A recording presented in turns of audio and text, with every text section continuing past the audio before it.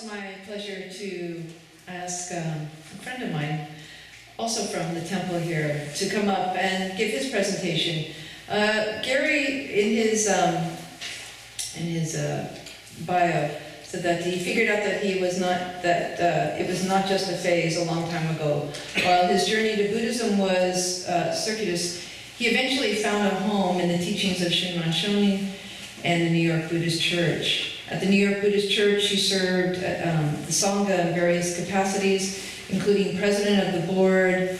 He joined the lay teachers program in 2001, became a minister's assistant in 2007. He received his Tokudo ordination in 2012. Gary supports Reverend Ikeda's ministry in the New York Buddhist Church by leading weekly meditation sessions, teaching quarterly introduction to Buddhism classes, answering inquiries sent to the temple's website, and other services and tasks as needed. And it's really my pleasure to, again, have another homegrown New Yorker here to offer share his thoughts during this presentation. Gary?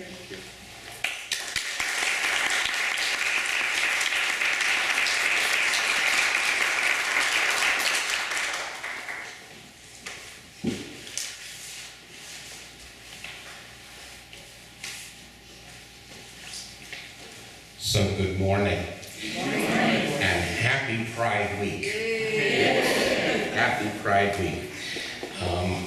Before I begin the talk, I want to add to the comments others have already made about how incredible the decision yesterday was from the Supreme Court. And I'm one of the ones who really never, ever thought that would happen.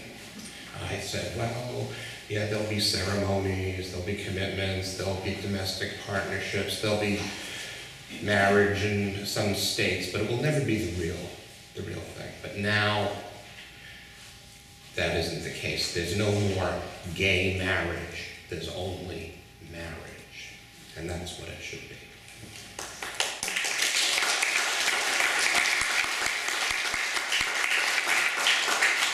So this is only the second time that I've publicly discussed my own sexual orientation, in a Buddhist context.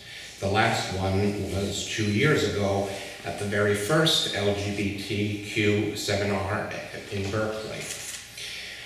I did not grow up Buddhist, but only came to Jodo Shinshu as an adult and in my mid-40s, actually my late 40s, and I'm now 62. Speaking just for myself, my sexual orientation per se at that time had little to do with my becoming Buddhist. By then, I had already been on a rather convoluted spiritual journey and had come to my own peace, hard-won, with my sexuality. Of course, if I had come here and it was an incredibly negative experience for gay people, then I probably wouldn't have hung around. But so it wasn't that. And the inspiration for my title, Just a Phase, Not Just a Phase, it actually comes from my uncle Albert. Basically, to put it mildly, I was not the kind of son that my mom and dad wanted.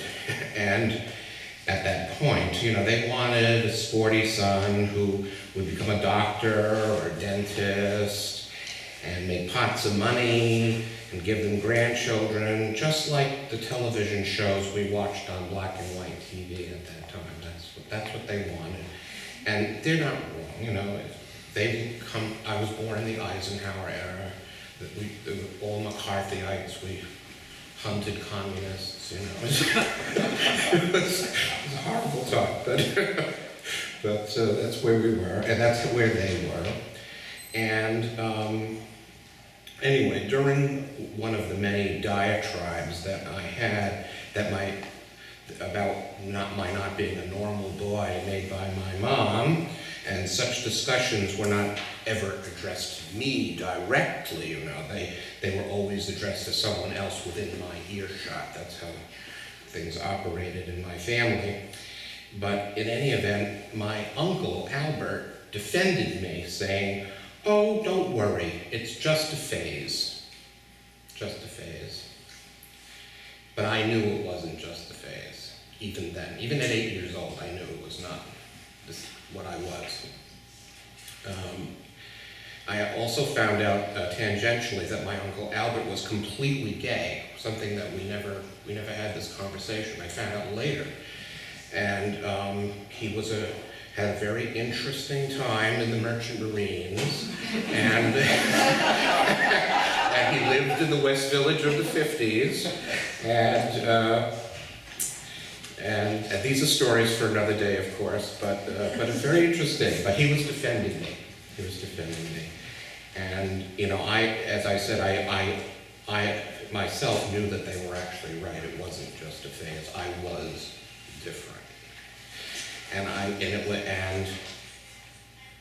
as the years went through, you know, proceeded through adolescence, how I hoped at all times, even though I knew, I hoped and held on to the idea that it was just a phase and that it would just go away like like spring going into summer, you know. But that was not to be the case. And although I grew up actually across the river in New Jersey, and it's not far from here as the crow flies, but it's like 1,000,000 miles from here culturally, especially at that time. Stonewall happened when I was in high school, but it meant nothing to us, nothing to anyone that I knew. I didn't even know that gay was like a category, you know, at that time. The choice was either normal or pervert. And I didn't really want to be one of the latter, you know, but there it is. And it took me a long time to come to terms with myself, but eventually I did. This is long before Buddhism. And I'm really telescoping this period in my life because of the time limitations. I really want to talk about Jodo Shinshu and Buddhism. So let me just say that such peace as I found was my own. It wasn't, it was self-centered. You know, I felt very alienated from many people and actually against a lot of organized religion. Even though deep down I am and have always been an essentially religious person. When I finally arrived at this temple, I was not really thinking about sexual issues in the front part of my brain. I was a mess in many ways, and no doubt still am. And I came here for those existentialist reasons. But even so, as an inquirer, I wondered about our community's attitude towards the LGBTQ issues. But it needn't have crossed my mind. One of the very first persons I met was Miss Hoshima here, and I just had that instinct immediately that it would be all right. And so it has been.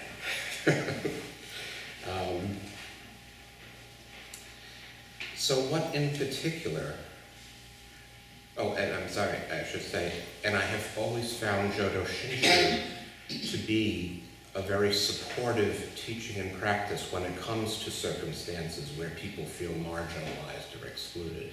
Things that Jeff talked about before. They really are in the air here. There is this whole culture of acceptance coming from the teaching of Amida Buddha and absolute embracing of you as you are. So what particular things have I received from Buddhism, and particularly the Shin understanding of Buddhism as regards to LGBT issues? Basically, it gave me a new vocabulary and context for understanding myself and others. One of the most troubling things which anyone with LGBT issues in their life has to face is the amount of pure, unadulterated hatred out there. You know, it really is, especially in my generation, and probably before. if you didn't find that little niche, and you were just out in regular society, people say terrible, terrible things, you know, and you know, I personally have been attacked and had rocks thrown at me and all kinds of things for nothing, for absolutely nothing, you know. And so I'm not only talking about the famous atrocities like the gratuitous torturing to death of our dear Matthew Shepard. Slurs, insults, mental abuse, violence, including violence within families, are way too often part of the experience of gay people. It does seem to be receding, you know, in today's enlightened society. People are shocked by it when it occurs. But it does appear, and that violence is percolating not too far below the surface in many places in the world. I don't need to remind you, I'm sure, of the lurid stonings to death of young people abroad who get caught for being what they are. As if this were not enough, it is also well known in our community that some of the worst homophobia, the worst actions come from self-loathing homosexuals in denial. Right, so to many here that's not news, but for those who are not homosexual, that is really true. And I always wanted to know why. Why? What was so awful? And I think it's fear, you know, fear of the unknown. And that fear is so unnecessary because the reality is so banal.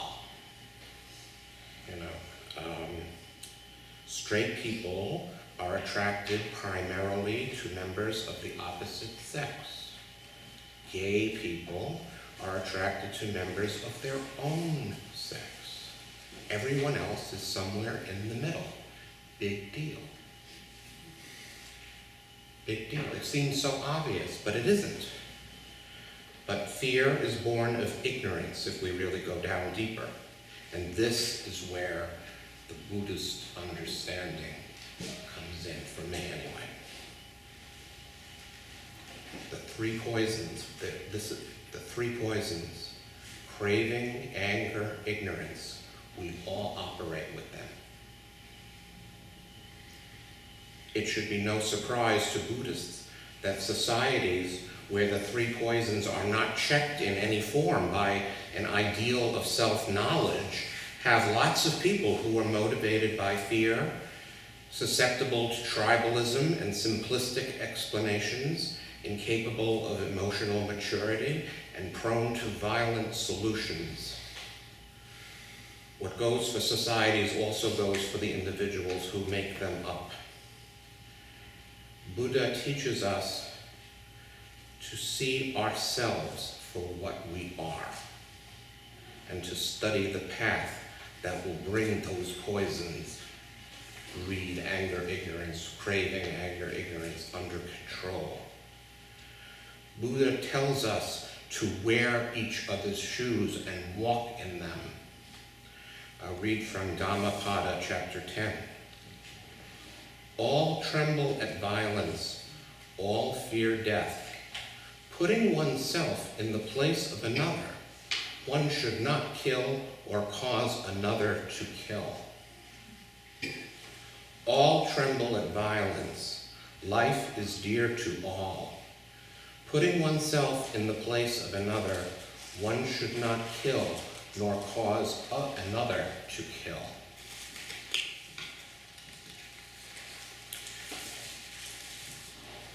I believe the Buddha would understand this killing in his teaching to include spiritual or mental abuse as well as physical. And notice it applies to yourself as well as to others. It's not just doing something, it's being not a non-killer. You have to stop killing. We have to stop killing. I have to stop killing.